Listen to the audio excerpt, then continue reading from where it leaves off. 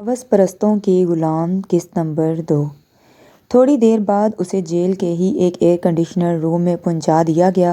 جواد اکبر ایک صوفے پر بیٹھا ہوا تھا اور اس کے سامنے موجود ٹیبل پر تازہ پھل، خشک میوے، شراب سے بھری ہوئی بوتل اور گلاس رکھے ہوئے تھے۔ جواد اکبر اپنے لیے ایک پیک بنا رہا تھا۔ وہ بوتل اور بڑے صاحب کو دیکھ کر ٹھٹک گئی۔ جواد اکبر نے پوچھا، رک کیوں گئی؟ آؤ میرے پاس بیٹھو۔ وہ اپنے آپ کو سمیٹتے ہوئے اس سے آ کر ذرا فاصلے پر بیٹھ گئی۔ یہ دیکھ کر جواد اکبر نے بھاری بھرکم گونجتی ہوئی آواز میں حکم دیا، میرے قریب آؤ۔ وہ سہم کر اس کے قریب آ گئی تو جواد اسے اپنی ایک بازو کی گرفت میں لے کر تھوڑا قریب کھینچتے ہوئے بولا، جیلر نے درست کہا تھا، تمہیں سنگ مرمر سے تراشا گیا ہے۔ میں تو تمہیں دیکھتے ہی پھسل گیا۔ وہ اس کی قربت سے گھبرا رہی تھی۔ وہ کتراتے ہوئے بولی، یہ آپ کیا کہہ رہے ہیں؟ جواد اکبر شراب کا ایک گھونٹ لیتے ہوئے بولا، معصوم بچی دکھائی دیتی ہو، مگر تم اتنی بھی نادان نہیں ہو، میرے ارادوں کو اچھی طرح سمجھ رہی ہو۔ تم مجھے خوش کرو گی تو میں تمہیں خوش کر دوں گا، تمہاری ماں کو تم سے ملوا دوں گا، تمہیں یہاں کی چار دیواری سے باہر نکال دوں گا۔ وہ جواد اکبر کی بات سمجھ چکی تھی۔ اسے معلوم تھا کہ اس دنیا میں پیسوں کے بغیر مصیبتوں سے نجات نہیں ملتی۔ اس کے پاس پیسے تو تھے نہیں، مگر وہ کچھ دے کر کچھ لے سکتی تھی۔ اس کے پاس حسن اور جوانی تھی۔ مردوں کی دنیا میں کیش ہونے کے لیے عورت کے پاس بس یہی دو چیزیں ہوتی ہیں۔ صبا رانی نے بھی پہلی بار اپنی مرضی سے خود کو داؤ پر لگا دیا۔ مرد کبھی عورت کے ہاتھ نہیں لگتا، بلکہ ہمیشہ عورت کو ہی اپنے ہاتھ میں کرتا ہے۔ پھر جواد اکبر نے صبا رانی کو حکم دیا کہ وہ دروازہ بند کر کے آئے۔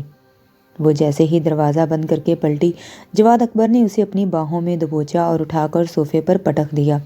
جواد اکبر جیسے طاقتور شخص کو اپنے مد مقابل دیکھ کر اس کا کمزور دل تیزی سے دھڑکنے لگا۔ جواد اکبر اپنی آنکھوں میں ہوس کی آگ لیے اس کے نازک بدن کو بھنبھوڑنے لگا۔ خوف کے مارے اس کا گلا خشک ہو چکا تھا۔ جواد اکبر اس کے خشک ہونٹوں کو لبوں میں بھر کر تر کرنے لگا۔ وہ کسی نئی نویلی دلہن کی طرح خود میں ہی سمٹتی چلی جا رہی تھی۔ اس کی یہ ادا جواد اکبر کے جذبات کو مزید بھڑکا رہی تھی۔ جواد اکبر جیسے جیسے جذبات کی روح میں بہتا رہا، اسے اندازہ ہوا کہ یہ لڑکی تو بالکل کور کاغذ ہے۔ جواد اکبر نے سوچا کہ اسے چبا کر تھوک دے گا، مگر یہ لڑکی تو اس کے حلق میں اترتی جا رہی تھی۔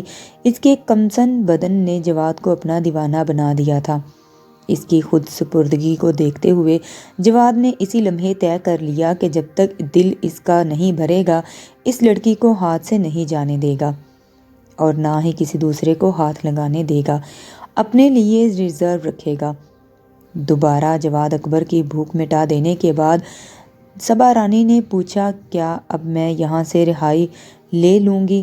کیا میں اپنی ماں سے مل سکوں گی؟ جواد نے سوچتی ہوئی نگاہوں سے اسے دیکھا، پھر کہا، تمہاری ماں سے تو کل ہی تمہاری ملاقات کروا دوں گا، مگر رہائی کے معاملے میں کچھ قانونی رکاوٹیں ہیں۔ یہ سن کر صبا رانی نے بے یقینی سے پوچھا، آپ تو یہاں کے حاکم ہیں، کیا آپ کے سامنے بھی رکاوٹیں آ جاتی ہیں؟ ہاں، امیر ہو یا غریب، حاکم ہو یا محکوم، قانون سب کے لیے ایک ہی ہوتا ہے۔ سب سے پہلے تو تمہیں یہ ثابت کرنا ہوگا کہ تم نے زیورات نہیں چرائے۔ یہ سن کر وہ جلدی سے بولی، میں اپنی ماں کی قسم کھا کر کہتی ہوں، اپنے مرے ہوئے باپ کی قسم کھا کر کہتی ہوں، میں نے اس کوٹھی سے ایک تنکا بھی نہیں چرایا۔ قسمیں کھانے سے کچھ نہیں ہوگا۔ تم نے تھانے میں جو تحریری بیان دیا ہے، عدالت نے اسے تسلیم کیا ہے۔ وہ بڑی عاجزی سے بولی، میں کیا کروں؟ تھانے دار نے مجبور کر دیا تھا، اگر یہ بیان نہ دیتی تو وہ میرے ابا کو حوالات میں مار ڈالتے۔ کیا تم نے اپنے ابا کو بچا لیا؟ کیا وہ زندہ ہے؟ نہیں، وہ تو رہائی پانے کے 2 دن بعد ہی مر گئے تھے۔ تو پھر جھوٹا بیان لکھ کر تم نے کیا حاصل کر لیا؟ الٹا اپنے لیے مصیبت مول لی ہے۔ اس کی آنکھوں میں آنسو آ گئے۔ وہ بولی، میں کیا کرتی؟ میں تو یہ سمجھ رہی تھی کہ کم از کم ابا کو تو اس کے ظلم سے نجات مل جائے گی۔ ابا بے قصور حوالات میں سڑ رہے تھے، میں ان پر ظلم ہوتا نہیں دیکھ سکتی تھی، اس لیے یہ سب لکھ دیا۔ آپ تو سمجھ سکتے ہیں ہم غریبوں پر کس طرح مظالم ڈھائے جاتے ہیں۔ ہاں میں مانتا ہوں، مگر تمہیں بھی قانون کو سمجھنا چاہیے۔ تم نے تھانے میں جو بیان لکھا ہے اسی کو درست مانا جائے گا۔ فی الحال میں کوئی وعدہ نہیں کر سکتا، مگر کوشش ضرور کروں گا۔ تم نے میرا دل خوش کیا ہے، میں ضرور تمہارے کام آؤں گا، بس ذرا صبر کرو اور انتظار کرو۔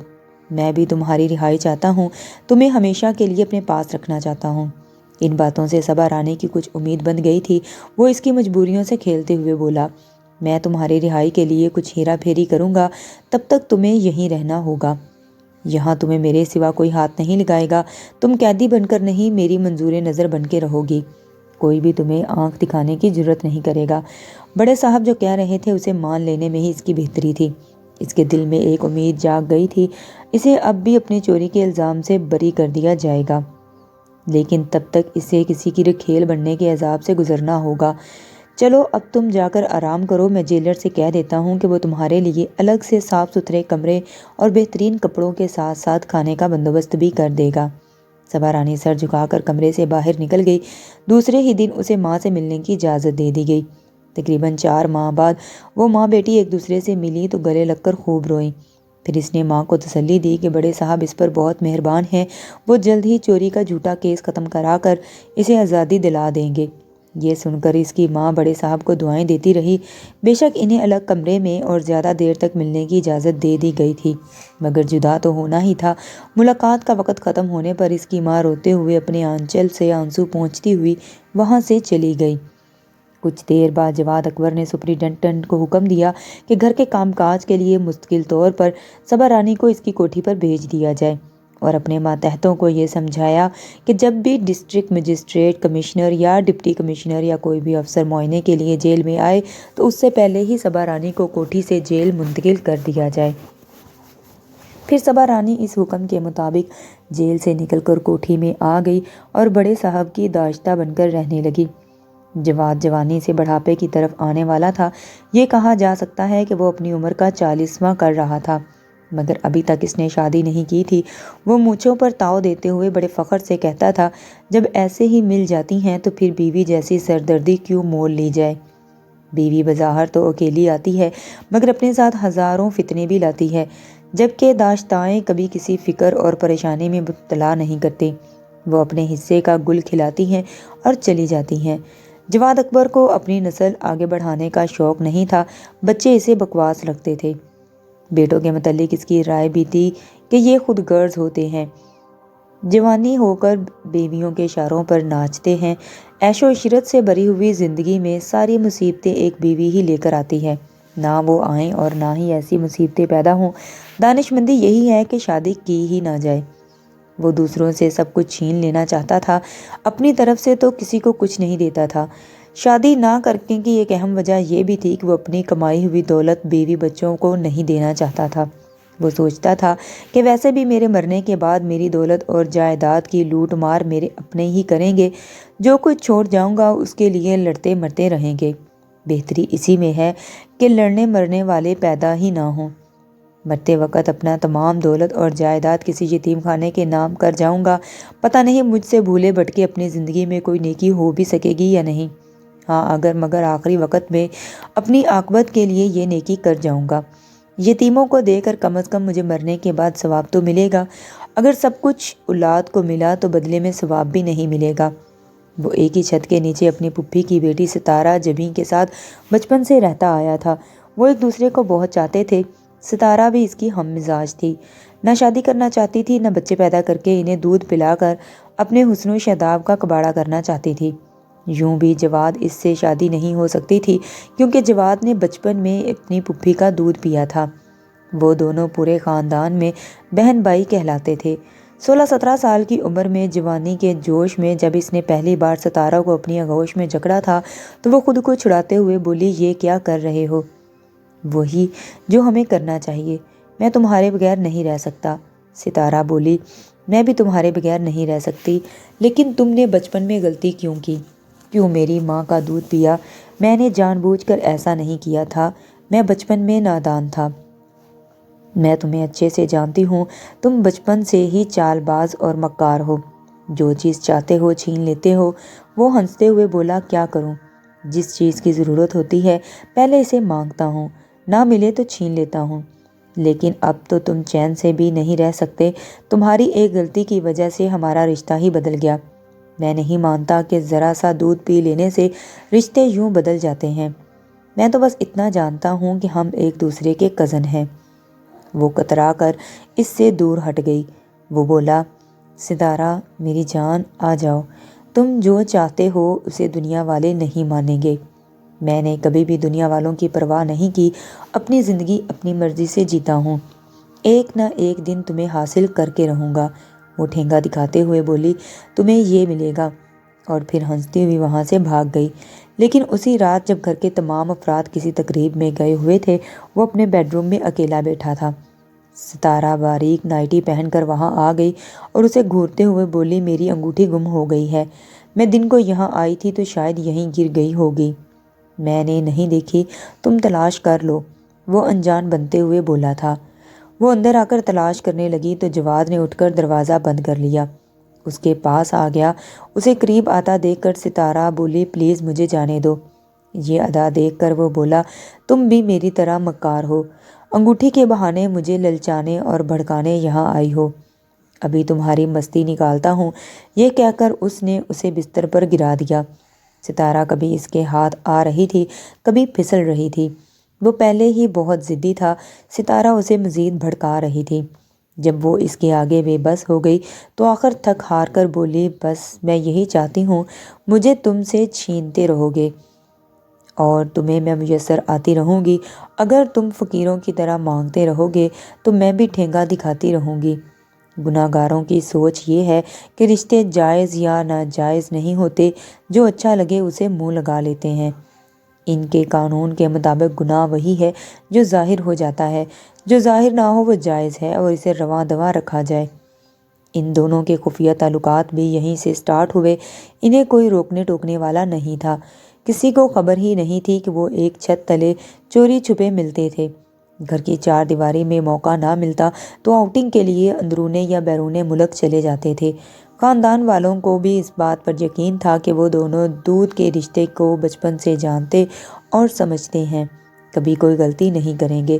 صبا رانی کو اس کی رکھیل بنے ہوئے 4 ماہ گزر چکے تھے، آج بھی اس کی زیادہ تر راتیں ستارہ کے ساتھ ہی گزرتی تھیں۔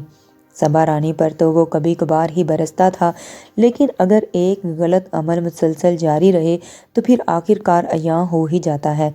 ایسے ہی ایک دن ستارہ کی طبیعت خراب ہو گئی، ڈاکٹر نے معائنہ کیا تو پتہ چلا کہ وہ ماں بننے والی ہے۔ تب پھپھی کو پتہ چلا کہ وہ دونوں برسوں سے کیا گل کھلاتے آ رہے تھے۔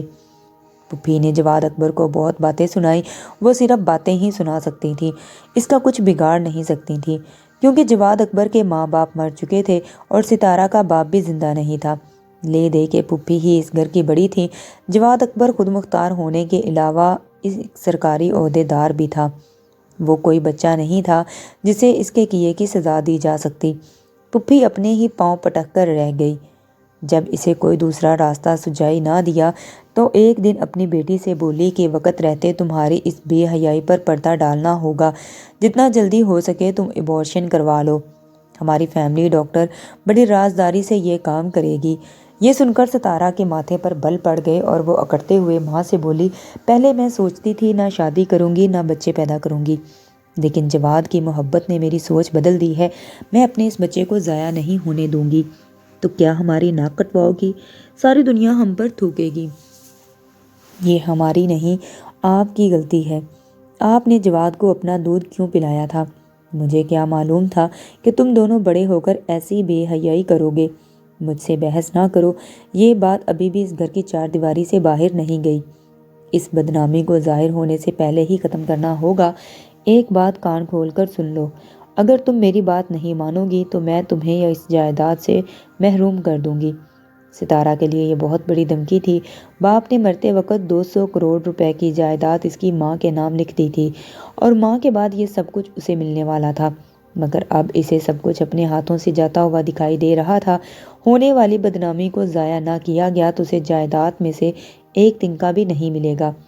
پھر وہ ماں کی چاپلوسی کرتے ہوئے بولی، میں آپ کی ایک ہی بیٹی ہوں، آپ مجھے اس دولت اور جائیداد سے محروم کر کے دنیا والوں کی نظروں سے نہیں گرا سکتی، اور تم جو مجھے ساری دنیا کی نظروں میں گرانا چاہتی ہو وہ ٹھیک ہے۔ پھر وہ بڑی عاجزی سے بولی، امی آپ میری جان لے لیں، مجھ سے دنیا کی کوئی بھی بات منوا لیں، میں چپ چاپ مان لوں گی، مگر اس بچے کو بچا لیں۔ اگر آپ اسے ختم کرنا چاہیں گی تو میں بھی اس کے ساتھ ہمیشہ کے لیے ختم ہو جاؤں گی۔ ماں نے بڑی لاچاری سے ستارہ کی طرف دیکھا۔ آخر ستارہ ان کی اکلوتی بیٹی تھی۔ وہ غصے میں دھمکیاں تو دے سکتی تھی لیکن اسے تباہ نہیں کر سکتی تھی۔ ماں نے کچھ دیر سوچنے کے بعد کہا، دیکھو تمہاری شادی جواد سے کبھی بھی نہیں ہو سکے گی۔ خاندان والے سبھی اس دودھ کے رشتے کو جانتے ہیں۔ کیا تم پورے خاندان کو ہم سے بدزن کر دینا چاہتی ہو؟ امی آپ پریشان نہ ہو، میں جواد سے شادی نہیں کروں گی۔ میں اسی طرح کسی رشتے کے بغیر اس کے ساتھ زندگی گزارتی رہوں گی۔ زیادہ بے حیائی کی باتیں نہ کرو، اس بچے کو بھلا کس باپ کے نام دے کر پیدا کرو گی؟ وہ دونوں ہاتھوں سے سر تھام کر بولی، میرے پاس اس بات کا جواب نہیں ہے۔ اگر آپ کو مجھ سے محبت ہے اور مجھے زندہ سلامت دیکھنا چاہتی ہیں اور میری خوشی چاہتی ہیں تو کچھ بھی کریں، مگر اس بچے کو ضائع نہ ہونے دیں۔ ماں بھی سر پکڑ کر بیٹھ گئی، تھوڑی دیر تک سوچتی رہی، پھر بولی، اب اس کے علاوہ بس ایک ہی راستہ ہے۔ جی تو دوستو، کہانی کا دوسرا حصہ آپ کو کیسا لگا مجھے کمنٹ سیکشن میں ضرور بتائیں۔ ویڈیو اچھی لگی ہو تو میرے چینل کو سبسکرائب کریں، ویڈیو کو لائک کریں، شیئر کریں، دعاؤں میں مجھے یاد رکھیں، اپنا بہت سا خیال رکھیں۔ ملتے ہیں پھر نئی ایپیسوڈ کے ساتھ، تب تک کے لیے اللہ حافظ۔